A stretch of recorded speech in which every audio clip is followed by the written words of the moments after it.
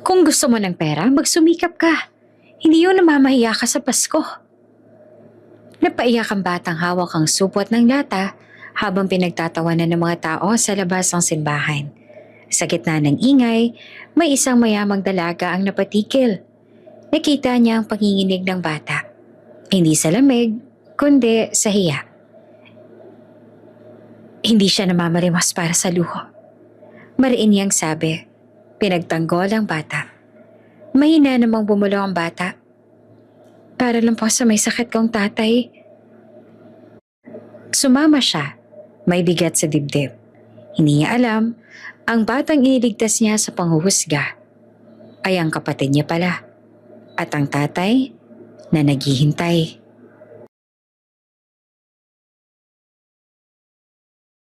Kung bago ka pa lang sa channel neto, ibang kwento ni Ate Jane, istorya mo, ikwento ko. Huwag kalimutang pindutin ang notification bell at subscribe button.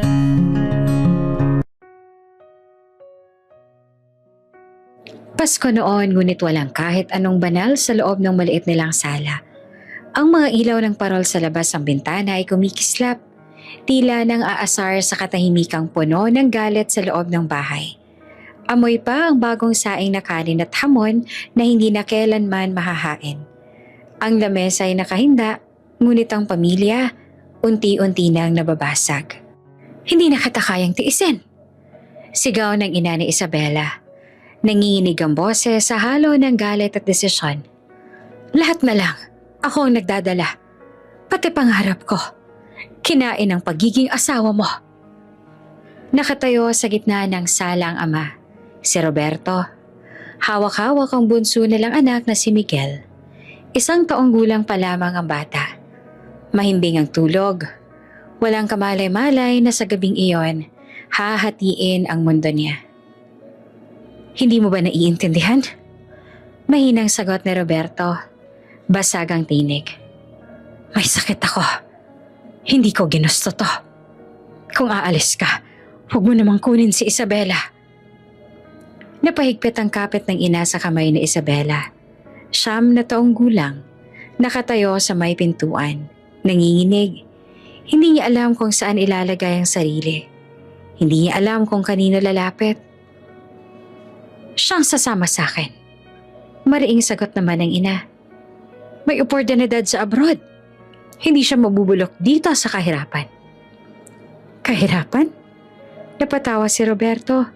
Mapait, sugatan. Ito bang tawag mo sa buhay na sinubukan kong itayo para sa inyo? Tumulo ang luha ni Isabela. Hindi niya maintindihan lahat ng sinasabi ng matanda. Pero malinaw sa kanya ang sakit. Ang salitang aalis, ang salitang iiwan. Mahina niyang tawag, ngunit nalunod iyon sa sigawan. Isang malakas na kalabog ang umalingaw-ngaw nang isara ng ina ang maleta. Puno iyon ng damit sa kanya at kay Isabela. Wala ni isa para sa ama. Wala ni isa para kay Miguel. Hindi kita pinigilan noon. Patuloy ng ina. Tila binubuhos ang lahat ng hinanakit. Pero ngayon, pinipili ko ang sarili ko. Pinipili ko ang anak ko. Parang kutsilyong tumama sa dibdib ni Roberto ang mga salitang iyon. Pinipili. Ibig sabihin, may iniiwan. Si Miguel. Umiiyak na sabi ni Isabela. Tiningnan ng kapatid. Hindi ba siya sasama? Sandali naman nag-atubili ang ina. 1 segundo ng katahimikan. 1 segundo na parang taon. Hindi. Sagot niya na malamig. Mahihirapan lang siya sa biyahe. At huminto siya, tsaka tumalikod. Mas magiging pabigat lang. Pabigat. Hindi alam ni Isabela kung bakit, pero parang may pumutok sa loob niya. Gusto niyang sumigaw. Gusto niyang tumakbo pabalik sa kwarto at magtago. Ngunit hinila na siya ng ina papunta sa pinto. Isabela, tawag ng ama. Anak, sandali lang. Huminto siya, tumingin siya sa likod. Nakaupo si Roberto sa lumang silya. Hawak si Miguel. Maputla ang mukha, may pawis sa noo. Ngunit ang mga mata, Puno ng pagmamahal, takot, at isang bagay na hindi pa niya maunawaan noon, pamamaalam. Anak, mahinang sabi ng ama, pilit ngumiti. Maging mabuti ka. Mag-aral ka ng mabuti. Kahit anong marinig mo, mahal kita. Hindi na niya napigilan ang sarili. Tumakbo siya palapit. Niyakap ang ama.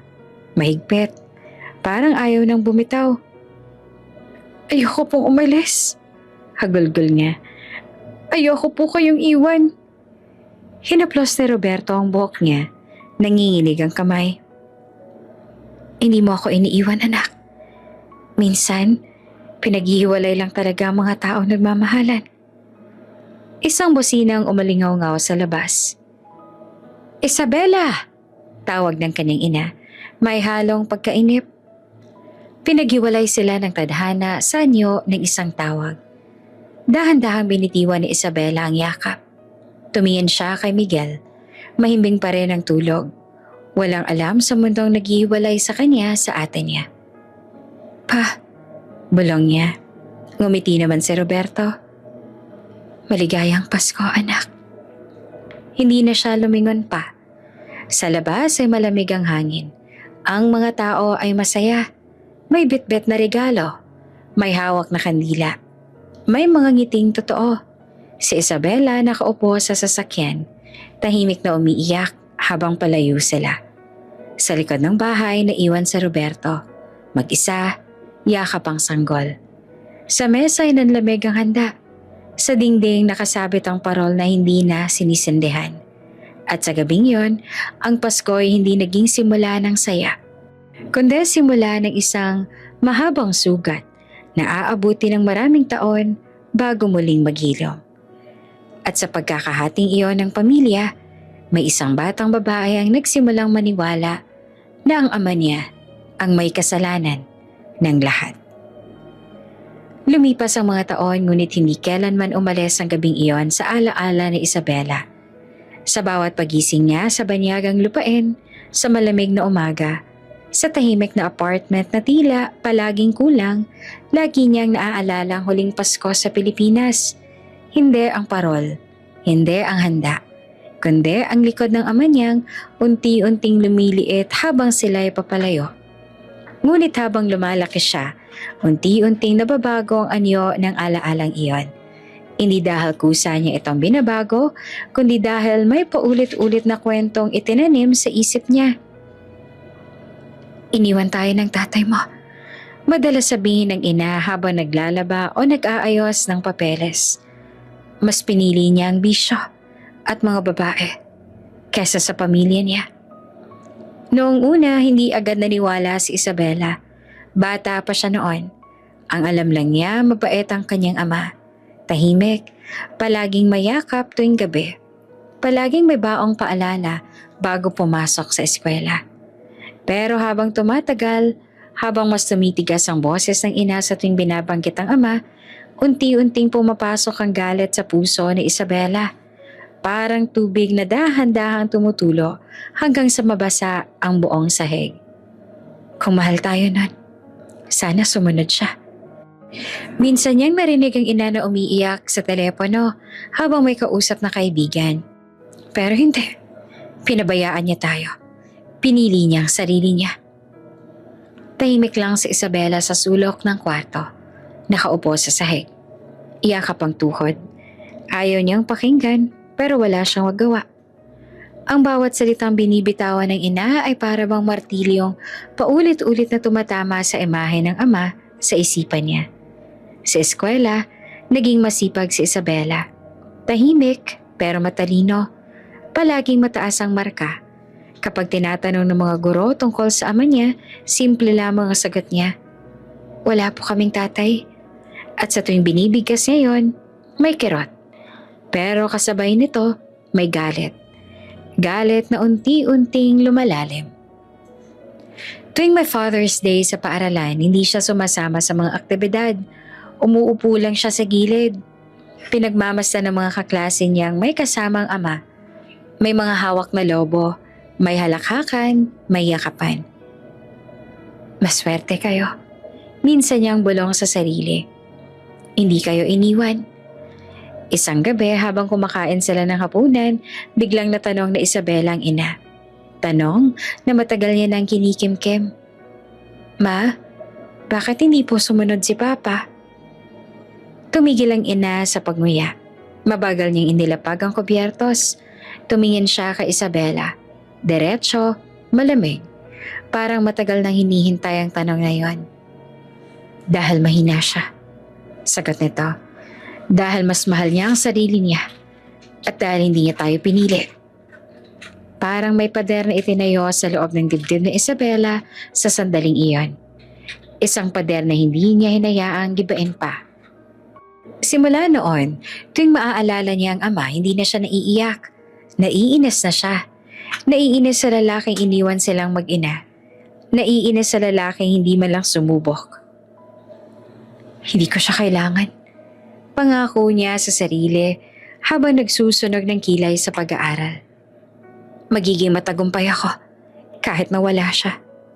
At naging totoo iyon. Habang tumatagal, mas lalo siyang nagiging mahusay.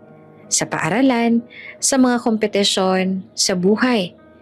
Tuwing may medalya siyang natatanggap, tuwing may sertipiko siyang inuuwi, nakikita niya ang ngiti ng ina. Isang ngiting puno ng pagmamalaki at bahagyang paghihigante.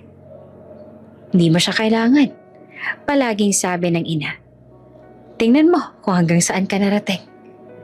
At sa bawat papuring yon, mas lalong lumalayo ang loob ni Isabela sa ama na hindi niya nakikita, hindi nakakausap at unti-unti nang binubura sa puso niya.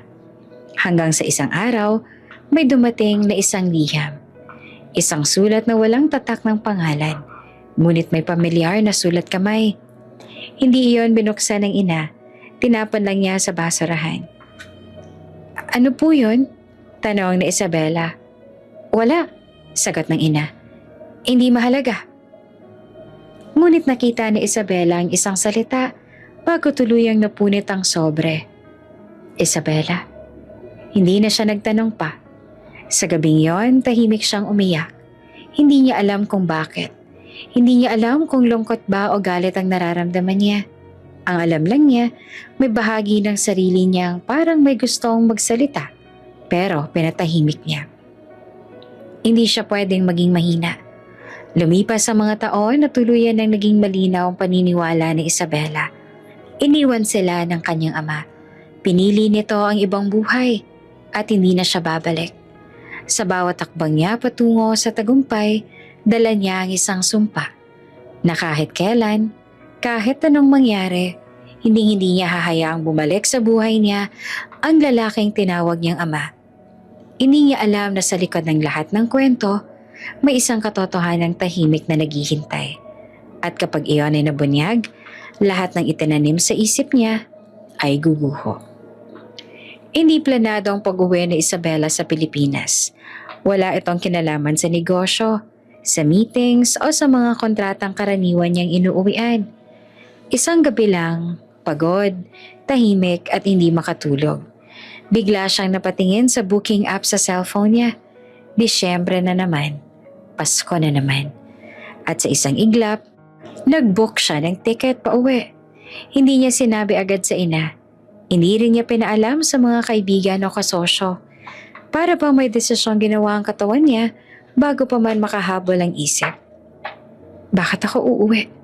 Tanong niya sa sarili habang inaayos ang maleta. Wala naman akong babalikan. Pero kahit ganoon, patuloy pa rin ang kamay niya sa paglalagay ng damit. Isang linggo lang, sabi niya sa sarili, pahinga lang, change of scenery. Paglapag ng eroplano sa NAIA, sinalubong siya ng pamilyar na init, hindi lamang ng panahon, kundi ng alaala. Amoy usok ng sasakyan, ingay ng mga tao, halo-halong sigawan, tawanan, tawag ng mga driver. Matagal na siyang hindi umuuwi at sa kabila ng tagumpay niya sa ibang bansa, bigla siyang nakaramdam ng kakaibang kaliitan. Welcome back, ma'am, sabi ng driver na inupahan niya. Tumangulang siya. Tahimik na nakatingin sa labas habang binabaybay nila ang mga kalsadang dati araw-araw niyang nakikita. May mga nagbago, mas maraming gusali, mas sikip na trapiko. Pero may mga bagay ding nanatili. Mga tindahan na parang hindi gumalaw ang oras. Mga batang naglalaro sa gilid ng kalsada. Mga karinderyang may nakasabit na Christmas lights. Pasko nga. Pagdating niya sa hotel, agad niyang naramdaman ang katahimikan. Maganda ang kwarto. Malinis, malawak. May tanawin ng syudad. Pero gaya ng kondo niya sa abroad, malamig ang pakiramdam. Humiga siya sa kama, nakatitig sa kisame. Bakit parang mas mabigat dito? Bulong niya. Kinabukasan, nagpa siyang lumabas mag-isa. Walang schedule, walang bodyguard, walang agenda. Naglakad siya sa mall, pinagbasa ng mga pamilyang abala sa pamimili ng regalo.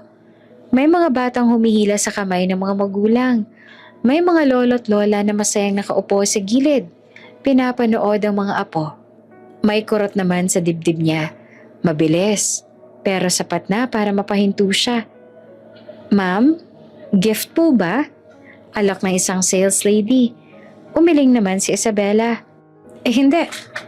Hindi niya alam kung para kanino. Habang naglalakad, napansin niyang paulit-ulit siyang napapatingin sa mga simbahan na dinadaanan niya. Mga pintong bukas, mga taong may hawak na kandila, mga mukha na may halong pagod at pag-asa. Noong bata pa siya, lagi silang nagsisimba tuwing Pasko. Tahimik lang ang ama niya sa gilid, hawak ang kamay niya. Ang ina naman, abala sa pag-aayos ng damit niya. Bigla niyang pinigilan ang sarili. Wag na, bulong niya. Tapos na yon. Pero parang hindi pumapayag ang alaala na basta na lang manahimik. Sa ikatlong araw ng pananatili niya sa Pilipinas, nagising siya ng maaga. Hindi dahil sa alarm kundi dahil sa panaginip. Panaginip na matagal niya nang hindi napapanaginipan. Isang maliit na bahay. Isang parol sa bintana. Isang lalaking nakangiti habang iniaabot sa kanya ang laruan. Pagmulat niya ng mata, basa ang pisngi niya. Ang tagal na, sabi niya sa sarili sabay punas ng luha. Bakit ngayon pa? Lumabas siya ng hotel at naglakad ng walang direksyon. Hindi niya namalaya na napunta na siya sa isang lumang lugar. Mga kalsadang mas makitid, mas tahimik. Hindi ito tourist spot. Hindi rin business district. Pero pamilyar. Parang may humihila sa kanya. Hindi sa kamay, kundi sa dibdib. Huminto siya sa isang kanto. May sari-sari store. May mga batang naglalaro. May asong nakahiga sa gilid. Bigla siyang kinabahan. Hindi ako dapat nandito. Sabi niya, pero hindi siya umalis. Sa halip ay naupo siya sa isang bangko sa gilid ng kalsada. Pinagmamasdan ng paligid. Pinakikinggan ang ingay ng ordinaryong buhay. Mga tawanan, mga tawag, mga simpleng kwento. At sa gitna ng lahat ng yon, mas lalo niyang naramdaman ang pangungulila. Hindi niya alam kung ano ang hinahanap niya. Hindi niya alam kung bakit siya naroon. Ang alam lang niya, may kulang. At nararamdaman niyang mas malinaw iyon dito kesa saan man. Kinagabihan, tumawag ang kanyang ina. Nasa Pilipinas ka raw? Tanong nito na may halong pagtataka. Oo, sagot naman ni Isabela. Sandali lang. Bakit hindi ka man lang nagpasabi? Hindi ko rin alam. Tapat niyang sagot. Sandaling natahimik ang linya. Magpahinga ka, sabi ng ina kalaunan. Pero wag mo nang balikan ang mga bagay na tapos na. Napangiti naman si Isabela, malungkot. Hindi ko naman alam kung ano ang tapos na. Sagot niya sa isip. Hindi niya na binigkas. Pagkatapos ng tawag, tumayo siya sa bintana ng hotel. Tanaw niya ang mga ilaw ng syudad. May mga paputok na paminsan-minsan ang sumasabog sa malayo. Maagang salubong sa Pasko. Siguro, bulong niya sa sarili. Kaya ako bumalik. Kasi may hinihintay akong harapin. Hindi pa niya alam kung ano yon. Hindi pa niya alam kung sino. Pero malinaw ang pakiramdam. Ang pag-uwi niya sa Pilipinas ay hindi lamang basta pahinga. Ito ang simula ng pagbabalik ng isang nakaraan na pilit niyang iniwan. At sa isang katotohanang matagal nang naghihintay na muling makita siya. Bisperas ng Pasko. Hindi alam ni Isabela kung bakit napadpad ang mga paa niya sa simbahan. Hindi siya relihiyosa. Matagal na rin hindi siya nagsisimba. Maliban na lang kung may okasyong kailangan niyang daluhan. Ngunit sa gabing iyon, habang naglalakad siya sa malamig na simoy ng Disyembre, parang may tahimik na bulong na humihila sa kanya papasok. Puno ang simbahan. May mga pamilyang magkakatabi sa upuan. May mga magkasintahang magkahawak kamay. May mga matatandang taimtim na nakapikit habang nagdarasal. Amoy, kandila at insenso ang hangin. May katahimikang kakaiba. Hindi tahimik na walang tunog, kundi tahimik na puno ng hinihintay. Umupo si Isabela sa bandang likuran. Ayaw niyang mapansin. Ayaw niyang makipag-usap. Gusto lang niyang umupo at huminga. Habang nagsisimula ang misa, napatingin siya sa paligid. May mga batang nakasuot ng bago at makukulay na damit. May mga ngiting sabik sa Pasko. Bigla, may dumaan sa gilid ng mata niya. Isang bata. Payat, marumi ang damit. Gusot ang buhok. May hawak na supot ng lata na halatang matagal nang ginagamit. Dahan-dahan itong lumalapit sa mga tao sa labas ng simbahan. Hindi pumapasok, parang takot. May mga umiiwas, may mga umiling, may ilan pang bumubulong. Namamalimos pa talaga sa Pasko, narinig niyang sabi ng isang babae. Kung gusto ng pera, magsumikap. Dagdag naman ng isang lalaki. Napahigpit ang kapit ni Isabela sa bag niya. Hindi niya alam kung bakit biglang uminit ang dibdib niya. May parte sa kanya na gustong tumingin sa ibaba, pero may mas malakas na puwersang nagpilit sa kanya na manatili. Lumapit ang bata sa isang grupo. May iniabot na barya ang isang matandang babae. Yumuko ang bata bilang pasasalamat. Pagkatapos, napunta ang bata sa tapat ng simbahan. Doon sa lugar kung saan lumalabas at pumapasok ang mga tao. May ilang tumawa. May ilan pang nagtaas ng kilay. Uy, Pasko ngayon! May sumigaw. Huwag kang mamasko rito! Nakita ni Isabela ang panginginig ng kamay ng bata. Hindi dahil sa lamig, kundi sa hiya. Tumayo si Isabela bago niya mapigilan ang sarili. Lumabas siya ng simbahan. Dumiretso sa bata. Hoy! Sabi ng isang lalaki sa bata. Umalis ka dyan! Hindi na nakatiis si Isabela. Sandali! Mariin niyang sabi. Tumingin sa lalaki. Bata yan! Napatingin sa kanyang ilang tao. May mga napatigil. May mga nagbulungan. Tumingin naman ang bata kay Isabela. Malaki ang mata. Puno ng takot at pagtataka. Hindi naman siya namamalimos para sa luho. Dagdag ni Isabela. Hindi malang napansin na nanginginig na din ang boses niya. Bata lang siya. Tahimik ang paligid ng ilang segundo. Lumapit siya sa bata at yumuko para magpantay ang tingin nila. Anong pangalan mo? Mahinahon niyang tanong. Saglit na nag-alangan ng bata bago sumagot. Miguel po. Miguel. Ulit na Isabela. Gutom ka ba? Tumango ang bata. Bahagya. Pero hindi siya ngumiti. Hindi rin siya nag-abot ng supot. Hindi po pera. Mahina niyang sabi. Pagkain lang po sana. May tumusok sa dibdib ni Isabela. May kasama ka ba? Tanong niya. Umiling ang bata. May sakit po kasi ang tatay ko. Parang may huminto sa oras. Hindi niya alam kung bakit. Pero biglang bumigat ang paghinga niya. May mga salitang gusto siyang balikan. Tatay, may sakit, pero pinilit niyang manatiling kalmado. Halika, sabi niya matapos ang ilang segundo. May restaurant dyan sa may kanto. Kakain tayo ha? Nanlaki ang mata ng bata. Ako lang po ba? Pareho tayo, sagot naman ni Isabela. Nag-alinlangan si Miguel. Tumingin siya sa supot ng lata, tsaka sa simbahan, tsaka pabalik kay Isabela. Hindi po pwede, mahina niyang sabi. Hindi po ako pwedeng magtagal. Bakit? Tanong ni Isabela. Huminga ng malalim ang bata tsaka bumulong. May naghihintay po sa akin. Hindi niya tinanong pa. Sa halip, ngumiti siya ng kaunti. Isang sandali lang, sabi niya. Kakain lang tayo. Saglit lang yon. Naglakad sila papunta sa maliit na restaurant malapit sa simbahan. Mainit ang loob, may ilaw na dilaw, at may mga pamilyang abala sa hapunan. Umupo sila sa isang mesa sa gilid. Inabot na Isabela ang menu kay Miguel. Pumili ka. Tumingin ang bata sa menu, tila nahihiya. Kahit ano lang po. O sige, sabi ni Isabela. Akong pipili.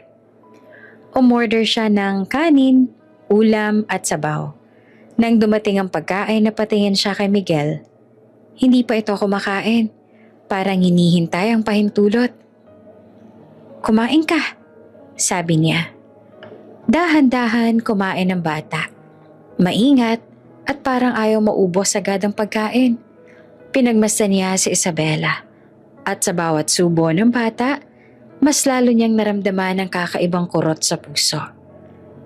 Salamat po, sabi ni Miguel matapos ang ilang sandali. Pero, pwede po bang iuwi? Napakunot ang noon ni Isabela. Iuwi? Opo, sagot ng bata, pilit na ngumiti. Para po sa tatay ko. At sa sandaling iyon, alam ni Isabela, ang gabing ito ay hindi simpleng pagkikita. Ito ang simula ng isang landas na magdadala sa kanya sa isang katotohanang matagal nang naghihintay sa kanya. Hindi agad nakasagot si Isabela. Nakatitig lang siya kay Miguel, sa batang payat na may hawak na kutsara. Nanginginig ang kamay habang pilit inuubos ang sabaw. Hindi iyon gutom na basta gutom lang. Iyon ang gutom na sanay magtiis. Para po sa tatay ko. Ulit pa ni Miguel, mas mahina ang boses. Parang natatakot na baka magbago ang isip ng kaharap niya. May sakit po kasi siya. Hindi na po siya masyadong nakakatayo. Parang may malamig na dumaloy sa likod ni Isabela.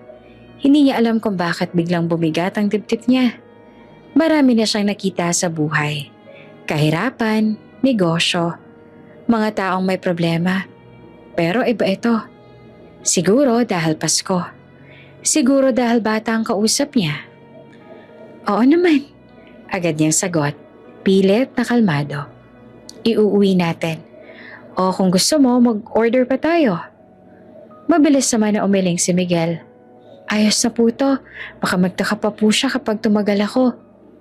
Nasan ba ang tatay mo? Tanong ni Isabela habang kinukuha ang lalagyan para ipabalot ang pagkain. Saglit namang nag-atubili ang bata.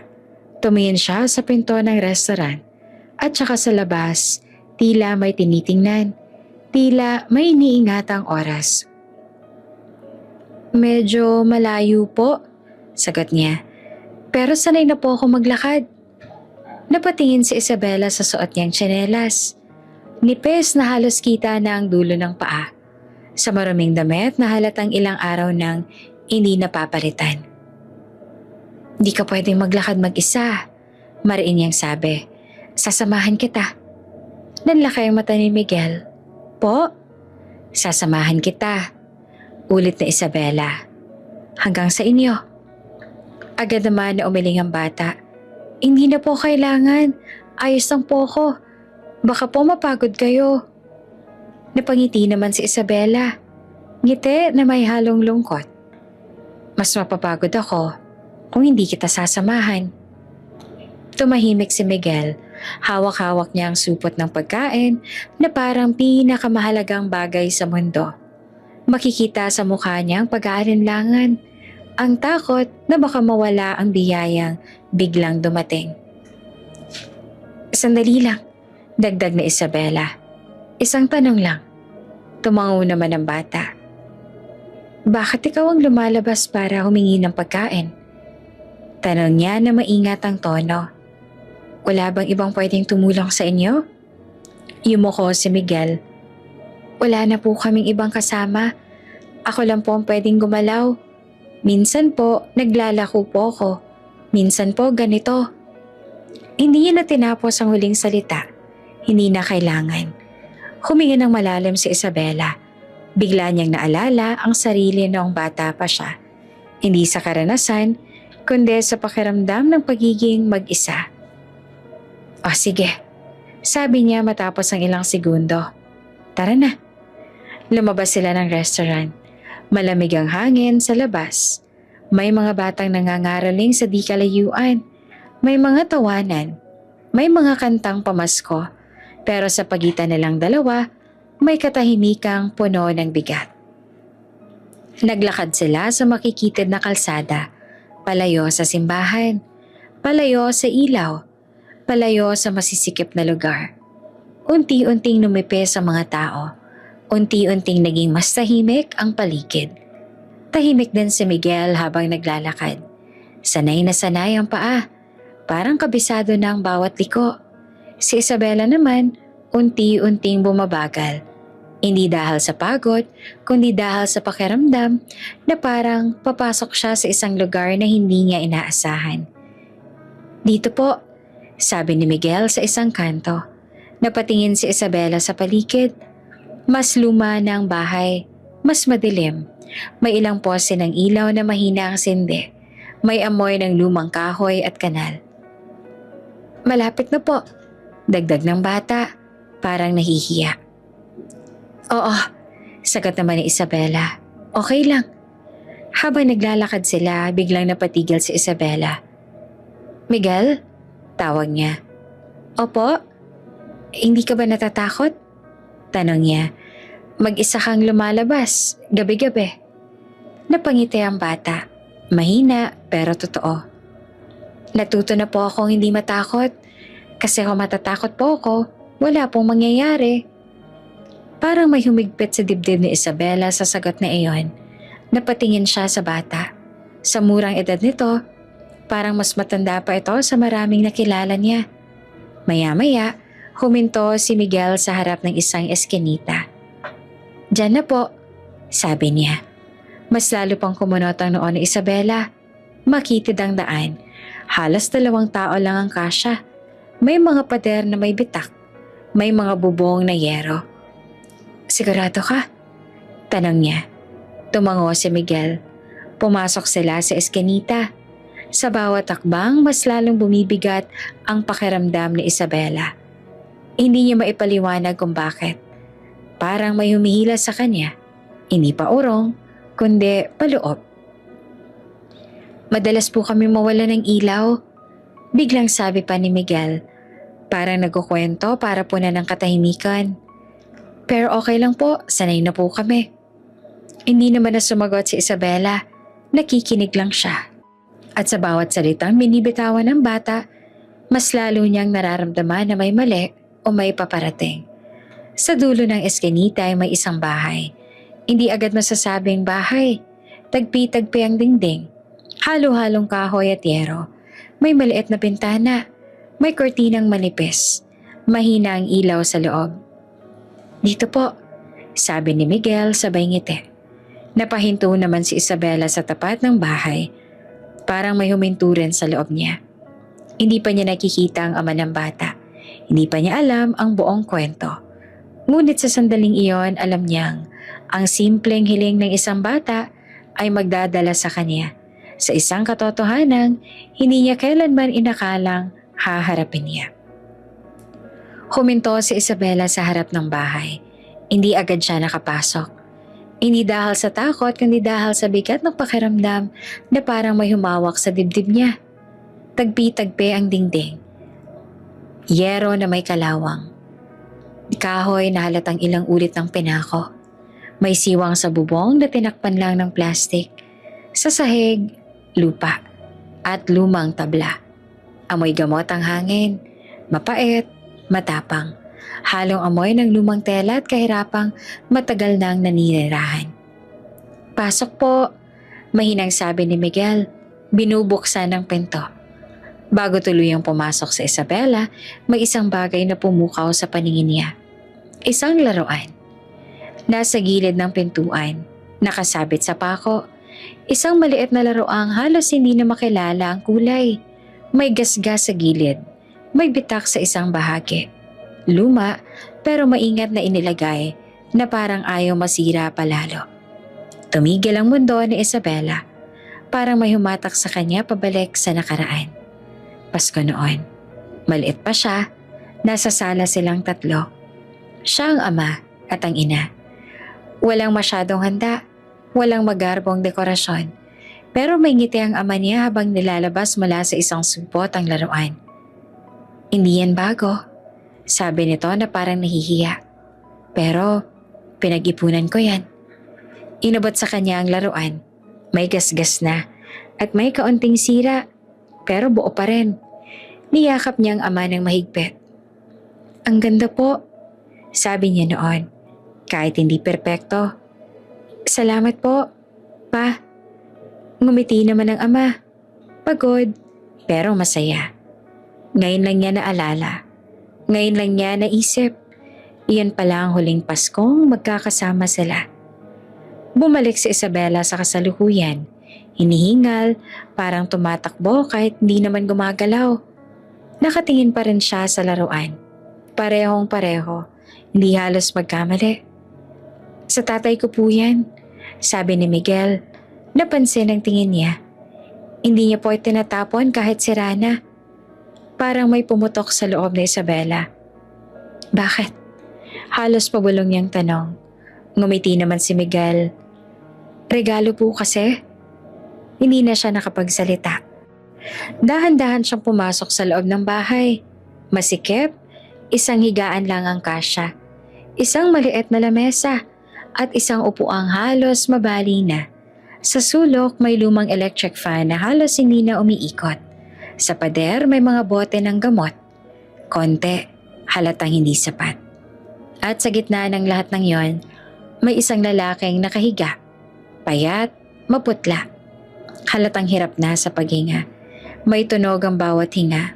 Mabigat, masakit. Basa ng pawis ang noo. Nakapikit ang mga mata.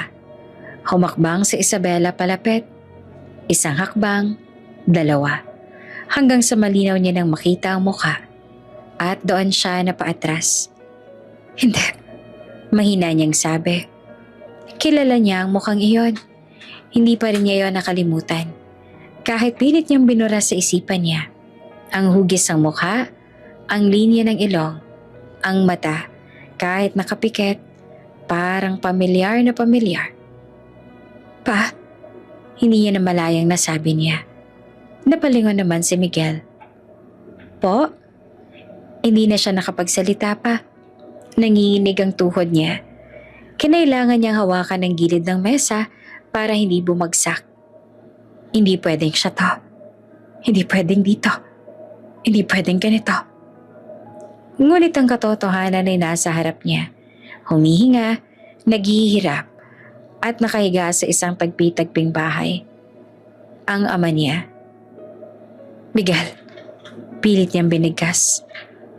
Anong pangalan ng tatay mo? Roberto po, sagot ng bata. Walang pag-aalinlangan. Para namang tinamaan ng kidlat si Isabela. Wala na siyang kailangang marinig pa. Tumulo ang luha niya.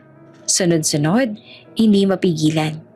Hindi siya humahagulgol, pero ang bawat patak ay parang may kasamang sakit na ilang taon niyang kinimkim. Lumapit si Miguel sa mama at marahang ginising ito. Pa, mahinang tawag ng bata. May bisita po tayo. Dahan-dahan dumilit ang lalaki. Mabagal. Hirap. Nang tumingin ito sa direksyon ni Isabela, unay wala munang reaksyon. Parang hindi makilala ang anyo sa harap niya. Hanggang sa lumaki ang mga mata nito. Isa. Paos itong sabi. Isabela. Isang hakbang paatras si Isabela. Nanginginig ang buong katawan niya. Buhay ka? Tanong niya at hindi niya alam kung galit ba o galat ang laman ng boses niya. Ikaw ba yan? Pilit na umupo si Don Roberto, pero agad din siyang napahingang muli. Ubo ng ubo. Pa, dahan-dahan lang, sabi ni Miguel. Hinahaplos ang likod ng ama. Pinanood iyon ni Isabela, isang batang nag-aalaga sa lalaking minsan ay ama rin niya. Isang eksenang hindi niya inakalang makikita niya kailanman. Bakit? Bakit andito ka? Nanginginig niyang tanong. Bakit ganito? Hindi agad nakasagot ang ama. Nakatingin lang ito sa kanya, puno rin ng pagtataka, hiya at isang bagay na matagal niya nang hindi nakita sa mga mata nito. Takot. Hindi ko inaasahan. Mahinang sabi ni Roberto. Hindi ko akalaing makikita pa kita. At sa sandaling yon, alam na ni Isabela, ang laruan sa labas ay hindi lang alaala ng nakaraan. Ito ang pintong muling nagbukas. Isang katotohanang matagal niya nang tinakbuhan. At sa isang sugat na ngayon pa lang niya haharapin. Hindi gumalaw si Isabela. Para siyang napako sa kinatatayuan niya. Hindi dahil sa takot, kundi dahil sa bigat ng katotohanang unti-unting lumulubog sa dibdib niya. Ang lalaking nakahiga sa harap niya, hirap huminga, payat, maputla, ay hindi multo ng nakaraan. Buhay siya. At mas masakit, naroon siya sa harap ng kanyang mga mata, sa kalagayang hindi niya kailanman inakalang makikita niya. Isa, paos na tawag ng ama. Pilit na tinatagilid ang ulo para mas malinaw siyang makita. Ikaw ba yan? Hindi naman agad sumagot si Isabela. Bumuhos ang luha niya. Tahimik, ngunit sunod-sunod, nanghina ang tuhod niya. At kung hindi dahil sa mesa sa tabi niya, baka bumagsak na siya. Hindi pwede. Pabulong niyang sabi. Akala ko iniwan mo kami. Akala ko pinili mong iba. Akala ko ayaw mo na sa akin. Hindi niya kayang ituloy ang mga salitang yon. Sa gilid nakatayo naman si Miguel. Naguguluhan. Nanginginig ang mga daliri. Tumingin siya kay Isabela, tsaka sa ama niya. Parang unti-unting nagdudugtong ang mga piraso sa isip niya. Ate, mahinang sabi ng bata. Kilala niyo po ba ang tatay ko? Parang tinamaan si Isabela sa tanong na yon. Napalingon siya kay Miguel. Sa batang ilang oras pa lang niyang nakilala. Ngunit parang matagal niya nang kilala sa loob ng puso niya. Kapatid mo ako. Halos hindi lumabas ang boses niya. Ako ang ate mo. Nanlaki ang mata ni Miguel. Po? Bago pa siya makapagsalita pa, biglang umubo ng malakas si Roberto. Halos mapunit ang dibdib nito sa lakas ng ubo.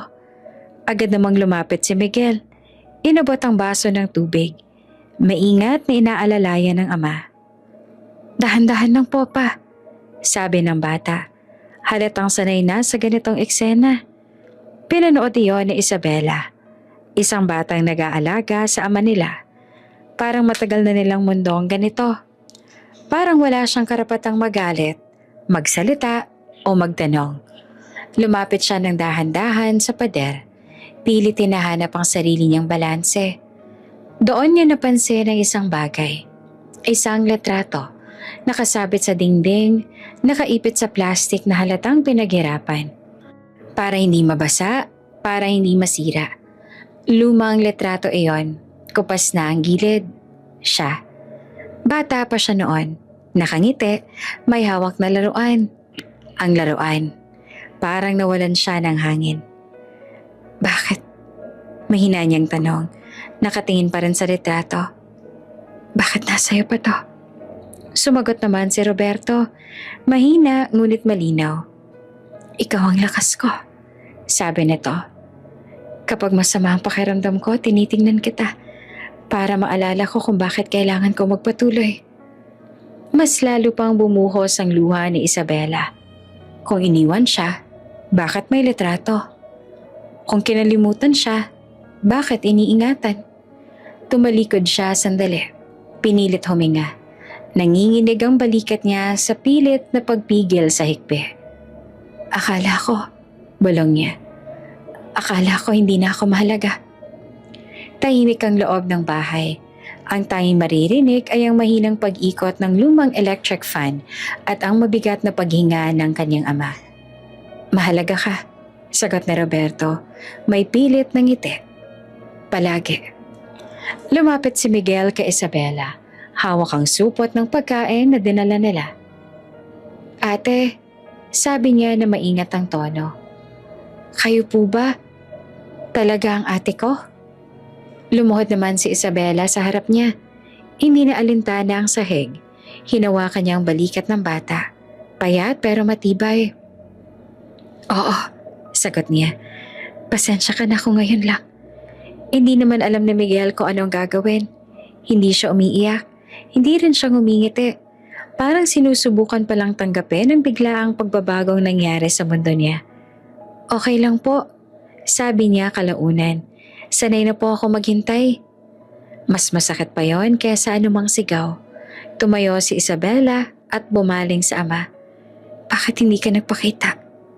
Tanong niya sa nanginginig na boses. Bakit hindi mo ako hinanap? Huminga ng malalim si Roberto. Hinahanap kita, sagot niya. Pero ayoko maging pabigat. Wala akong maibibigay sa'yo. Ayoko makita mo akong ganito.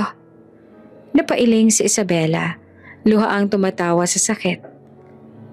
Hindi pera ang kailangan ko, sabi niya. Hindi mo alam kung gaano ako nagalit sa'yo. Alam ko, sagot naman ng ama. At tinanggap ko yon. Basta alam kong mabuti ka. Sapat na. Hindi niya na napigilan ang sarili. Lumapit siya at marahang hinawakan ng kamay ng ama. Manipis, malamig, nanginginig. Hindi ka na mag-isa. Sabi niya na parang pangako sa sarili at sa kanila. Narito na ako. Sa dingding tahimik na nakasaksi ang letrato. Isang alaala ng batang minsang iniwan. Ngunit kailanman ay hindi kinalimutan. At sa loob ng tagpi-tagping bahay na yon, sa gitna ng kahirapan at luha, nabuo ang isang katotohanang matagal nang hinihintay. Ang batang namamalimos ay kapatid niya at ang lalaking akala niyang tumalikod sa kanya ay ama pa rin niyang naghintay.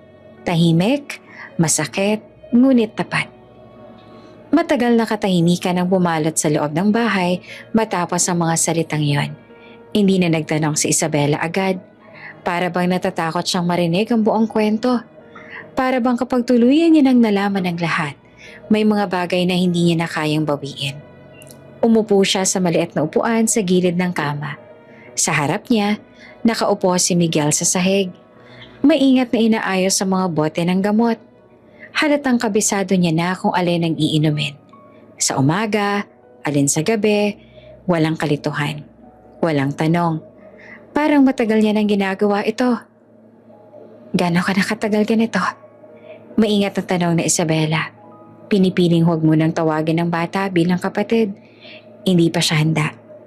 Saglit naman na nag-isip si Miguel. Simula po nung hindi na po talaga kayang pumasok ni Papa. Ilang taon ka na? Tanong niya ulit. 11 taong gulang po. Parang may humigpit sa dibdib ni Isabela. 11 taong gulang. Sa edad na yon, siya noon na iniintindi lang kung anong susuotin sa eskwela, kung anong regalo ang gusto niya sa Pasko. Si Miguel, iniintindi kung paanong mabubuhay ang kanyang ama. Paano ka nakakakuha ng pera? Tanong niya kahit alam naman niya ang sagot. May nagtitinda po akong kakanin sa umaga, sagot ng bata. Kapag wala po, namamalimos po ako sa simbahan. Minsan po may nagbibigay, minsan naman wala. Hindi siya nagreklamo, parang nagkukwento lang ng karaniwang araw. Kailan ka huling pumasok sa school? Tanong ni Isabela. Yumuko naman si Miguel. Matagal na po, nagkasakit po kasi si Papa. Kailangan ko po siyang alagaan. Napapikit si Isabela. Pilit niyang kinokontrol ang luha. Pero pakiramdam niya ay may gumuhong pader sa loob niya. Pader na siya mismo ang nagtayo sa loob ng maraming taon. 7 taon. 7 taon mula nang umalis siya. 7 taon na mag-isang kapatid niya sa piling ng ama nilang may sakit. Tinutulungan ka ba ng kahit sino? Tanong niya na halos pabulong. Umiling naman si Miguel. Wala na po. Ayaw po ni Papa na manghingi. Sabi niyo po, ayaw niyang maging pabigat. Narinig muli ni Isabel ang salitang yon. Pabigat. Parang kutsilyong paulit-ulit na bumabaon. Lumapit siya sa kama at tinignan ng ama niyang nakahiga, nakapikit, pagod sa pag-uusap. Hindi siya mukhang lalaking iniwan ng pamilya. Mukha siyang lalaking iniwan ng mundo. Bakit hindi mo sinabi sa akin? Mahina niyang tanong, parang inaasahan niyang sasagot ang katahimikan. Biglang may narinig siyang kaluskos sa gilid ng bahay. Napalingon siya. Sa isang sulok may kahong karton na puno ng lumang resibo, sobre at papel. Lumapit siya roon at isa-isang tiningnan ang laman. Mga resibo ng butika, mga lumang reseta, may mga petsa, paulit-ulit, taon-taon. May mga buwan ng halos walang nabili. Parang nagtipid para lang magkasya ang kaunting pera. May isang maliit na notebook. Binuksan niya ito at sa loob ay may listahan. Nakasulat sa maliit na letra. Gamot, kulang. Bigas, kalahating kilo. Tubig, may bayad na bukas. At sa pinakahuling pahina, isang simpleng linya. Basta okay lang si Miguel. Naupo si Isabela sa sahig, hawak ang notebook. Doon na tuluyang bumigay ang luha niya. Hindi niya na napigilan ang paghikbi. Mahina pero wasak. Ate, maingat na tawag ni Miguel. Lumabot siya at inabot ang panyo ni Isabela. Huwag na po kayong umiyak. Napatawa si Isabela sa sakit. Isang batang sanay magpigil ng luha ang umaalo sa kanya. Pasensya na, sabi niya at pinupunasan ng muka. Hindi ko alam na ganito pala. Okay lang po, sagot ni Miguel. Masaya po ako kasi bumalik na kayo. Parang sinampal siya ng salitang bumalik. Kapatid mo ako. Ulit niya na mas malinaw na ngayon at hindi na kita iiwan. Tumango naman si Miguel pero hindi siya ngumiti. Parang ayaw niyang umasa agad. Maya-maya nagising si Roberto at marahang nagsalita. Isa, huwag mo siyang sisisihin. Ginawa ko ang lahat para itago to sa'yo. Bakit? Tanong ni Isabela, nanginginig.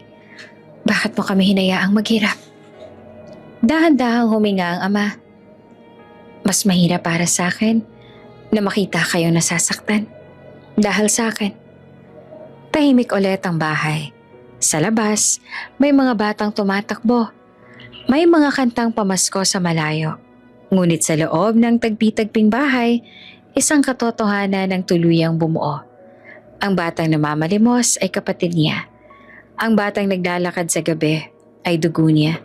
At ang 7 taon ng galit niya ay 7 taon ng sakripisyong hindi niya nakita. Hawak ang kamay ni Miguel, tumingin si Isabela sa ama. Hindi na kayo mag-iisa. Mariin niyang sabi. Simula ngayon, kami na. Hindi niya alam kung paano niya babawiin ang mga nawalang taon. Hindi niya alam kung sapat ba ang panahon, pero malinaw sa kanya ang isang bagay. Ang batang kapatid na iniwan niya noon ay siya na ngayong dahilan kung bakit hindi na siya pwedeng umatras. Tahimik ang gabi.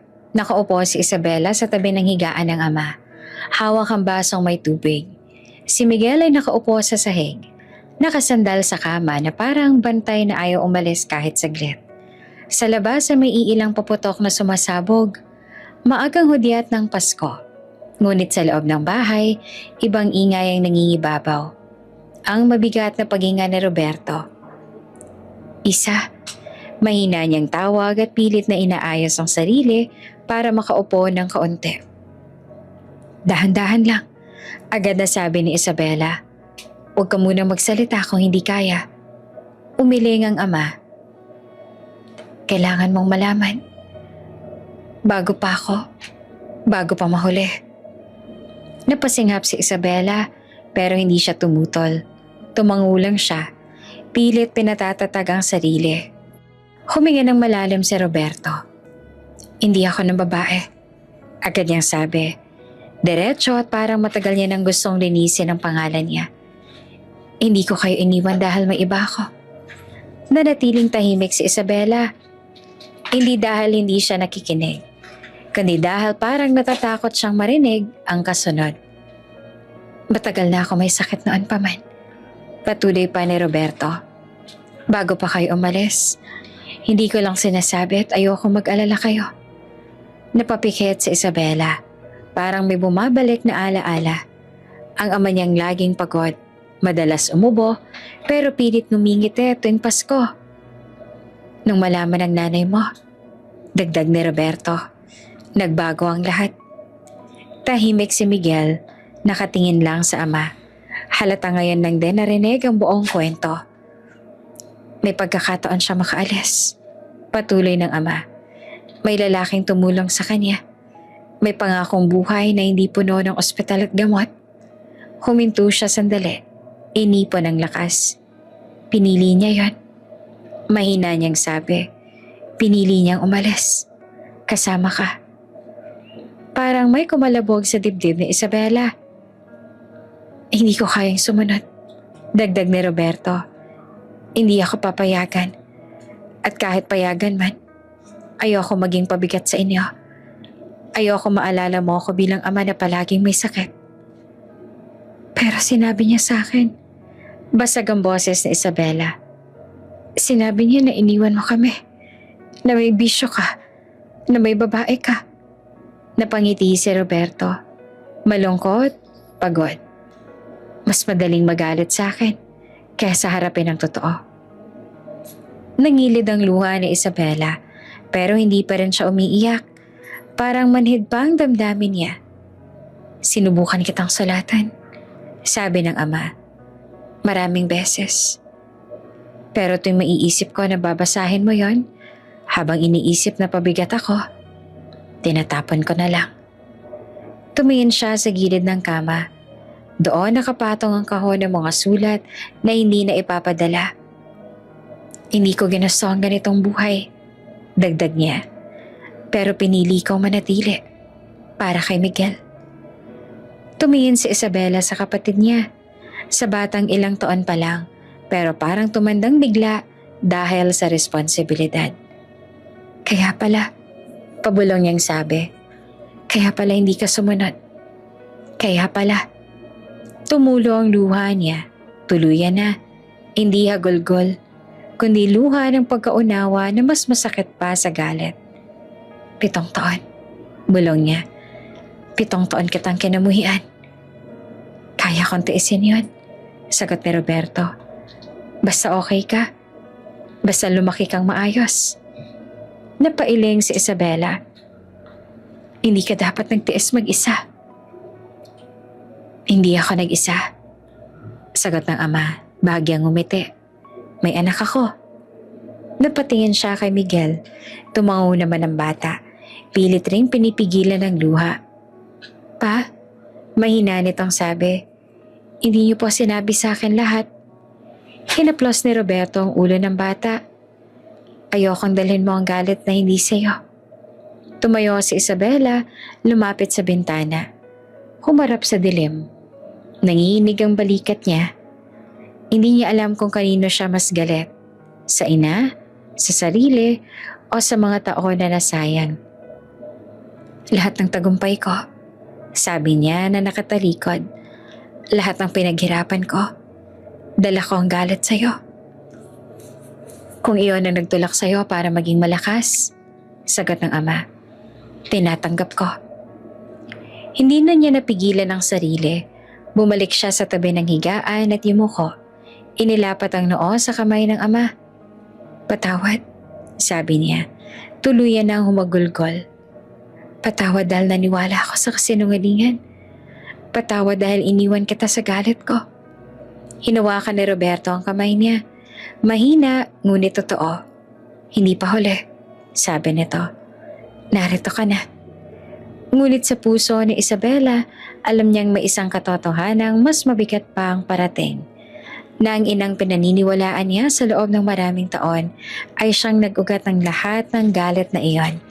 At sa gabing iyon, sa loob ng isang tagpi-tagping bahay, tuluyang nabasag ang kasinungalingang itinanim sa isip ni Isabela. Kapalit ang isang katotohanang masakit, ngunit totoo. Hindi na nakatulog si Isabela buong gabi. Nakaupo siya sa maliit na upuan sa tabi ng higaan ng kama. Nakatitig sa sahig na para bang may sagot doon sa lahat ng tanong niya. Sa bawat paghinga ni Roberto, mabagal, mabigat. Mas lalo niyang naramdaman ang bigat ng mga taong nasayang. Sa isip niya, paulit-ulit ang iisang tanong. Paano ako naniwala agad? Sa loob ng 9 na taon, buo ang galit niya. Buo ang kwento. Hindi siya nagtanong. Hindi siya nagduda.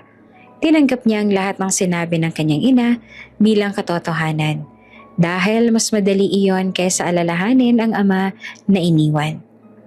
Tahimik na umupo si Miguel sa gilid, hawak ang lumang kumot. Paminsan-minsan, sinisilip niya ang ama. Parang takot na baka bigla itong mawala kapag pinikit niya ang mata. Hindi po ba kayo uuwi, ate? Tanong ng bata. Maingat ang tono.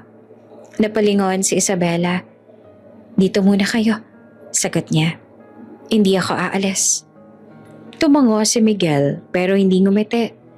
Parang hindi pa rin sanay makarinig ng pangakong may kasamang pananatili. Lumapit si Isabela sa maliit na mesa at pinulot ang isang lumang larawan. Kinuha niya ito kanina sa kahon. Isang retrato nila noong bata pa siya. Magkatabi silang mag-ama. Pareho sila nakangiti kahit simple lamang ang suot. Bakit hindi ko ito naalala? Bulong niya sa sarili. Lahat ng alaala niya ay unti-unting nabaluktot sa paglipas ng panahon, nahaluan ng galit, ng kwentong paulit-ulit na sinasaksak sa kanya hanggang sa iyon na ang paniwalaan niya. Naalala niya ang ina, maayos manamit, matatag magsalita, laging may paliwanag. Sa bawat tanong niya noon, may sagot ito. At dahil bata siya, dahil umaasa siya, naniniwala siya. Ngayon, isa-isang bumabalik ang mga bagay na hindi niya pinansin noon. Ang mga gabing umiiyak ang ina sa telepono, hindi pala yon dahil sa ama, kundi dahil sa desisyong ginawa niya. Ang mga sulat na tinapon, hindi pala dahil walang laman, kundi dahil may katotohanang ayaw ipabasa. Ang galit na paulit-ulit na tinuro, hindi pala para protektahan si Isabela, kundi para linisin ang sariling konsensya. Kasalanan ko rin. Mahina niyang sabi, halos walang tunog. Hindi ako naghanap ng totoo. Napahawak siya sa dibdib, parang may biglang bumikat doon. Lumapit siya sa higaan ng ama at tinitigan nito. Payat, mahina, ngunit kahit ganoon buo pa rin ang anyo ng isang ama. Nandyan, kahit tahimik lang. Pa, mahinang tawag niya. Dumilat si Roberto, bahagyang ngumiti. Hindi ka pa rin natutulog. Umiling si Isabela. Hindi ko kaya. Alam ko, sagot ng ama. Ganyan din ako noon tuwing iniisip kita. Napasinghap si Isabela. Mali ang ginawa niya. Sabi niya na nanginginig. Ang perong mas masakit. Ang naniwala ako. Hindi ka mali, sagot ni Roberto. Anak ka, naniniwala ka sa magulang mo, natural lang yon.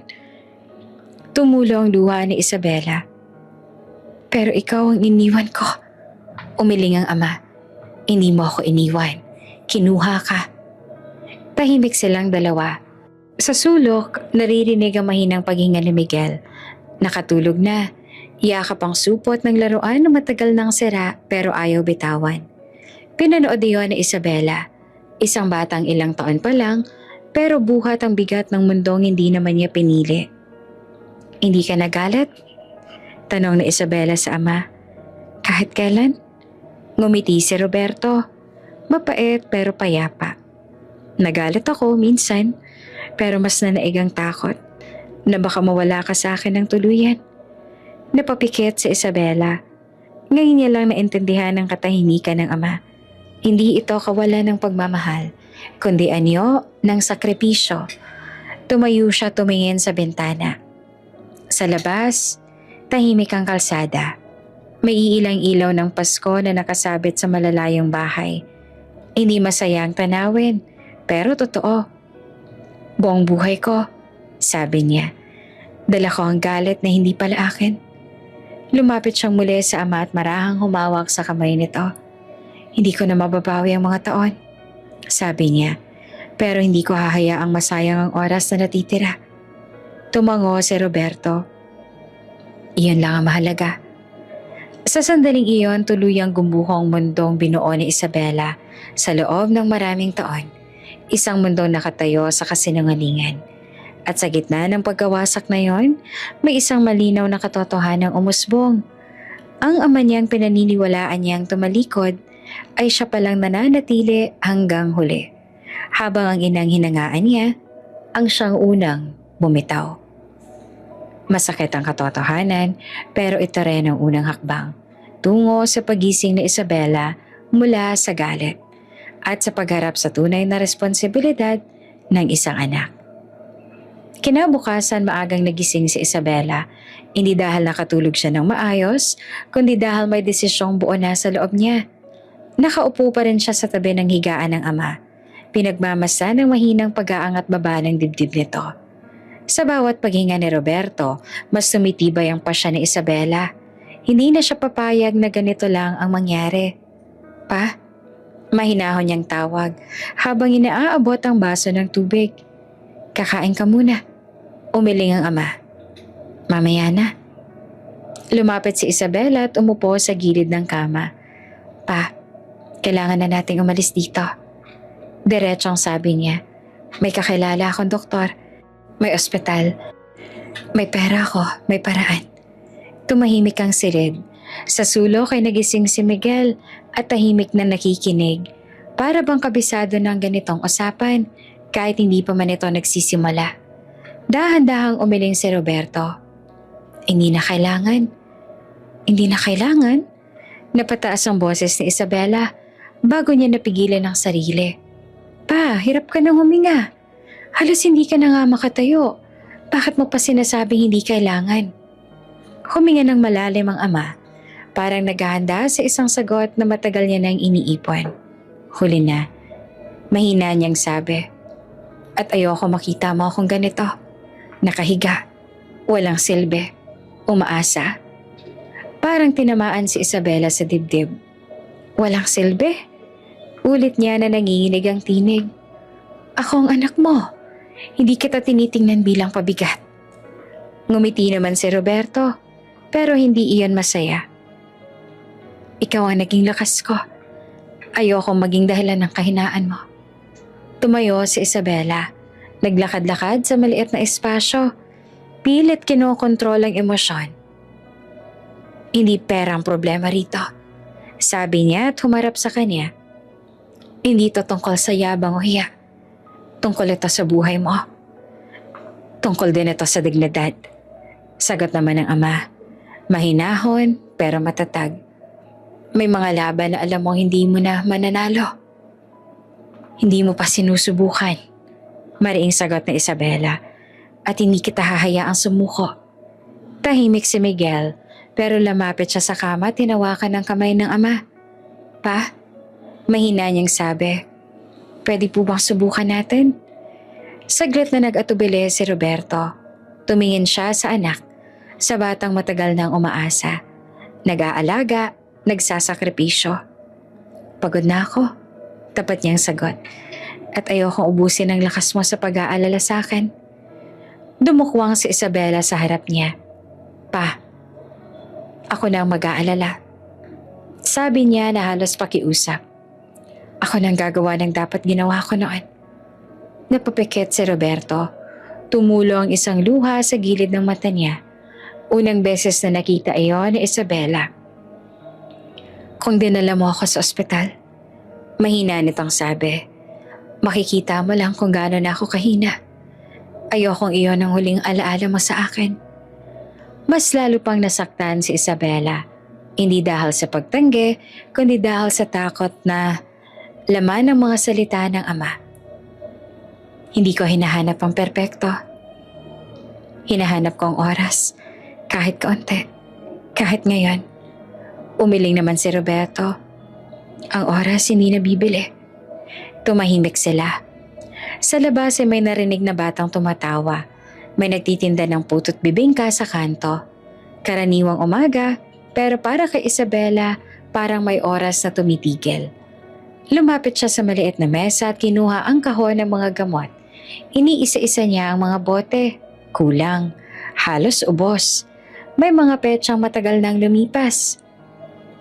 Ganito ba ang buhay mo araw-araw? Tanong niya na hindi maitago ang sakit. Tumango naman ang ama.